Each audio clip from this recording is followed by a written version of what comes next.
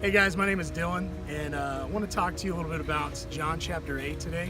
So if you can, just stop right now, pause it for a second, read John chapter 8, and then pick that back up where we left off here in just a second. So stop, pause, and read John chapter 8.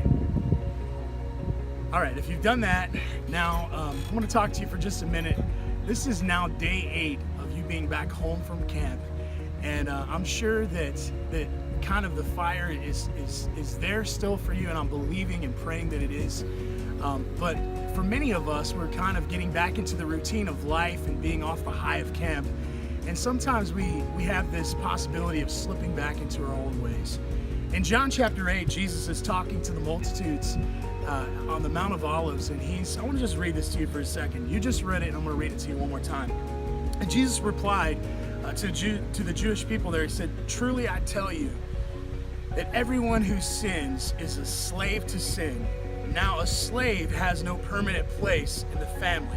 And what he's saying here is that a slave doesn't really get to decide his or her actions.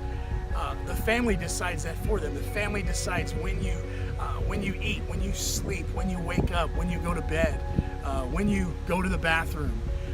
And that's just what Jesus is saying. When you are a slave to sin, you don't decide what you do. That sin owns you.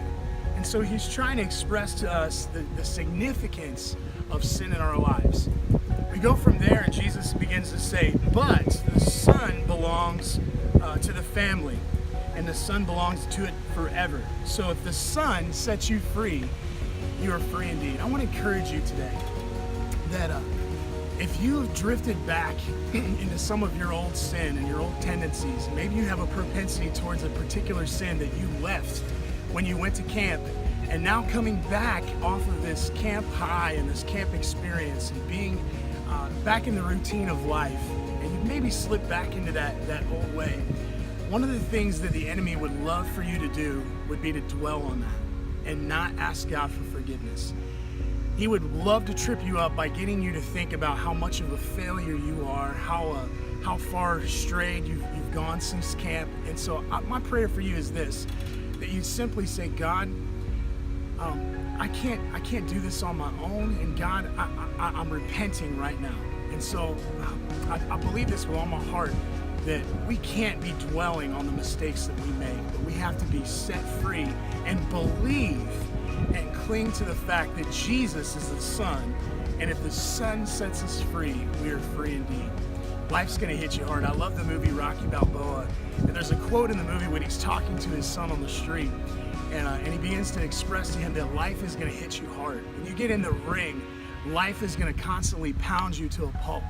And that's what happens when we get back into the routine of life. Sometimes it seems like we're getting hit, but it's not the winner that necessarily can put out the most hits. It's the one who can get hit and keep moving forward. I love that quote.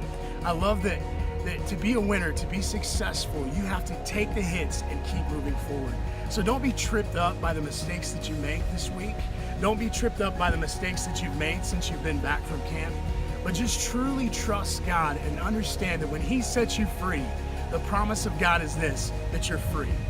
You don't have to dwell in the mistakes that you've made, and you don't have to sit and think about, man, I'm such a failure for not reading my word, and I'm such a failure for not praying like I did every day at camp, and making promises to God that I haven't really followed through on. But just believe that when Jesus sets you free, you are truly, truly free indeed. Hope you guys have a wonderful week, and keep seeking Jesus, all right?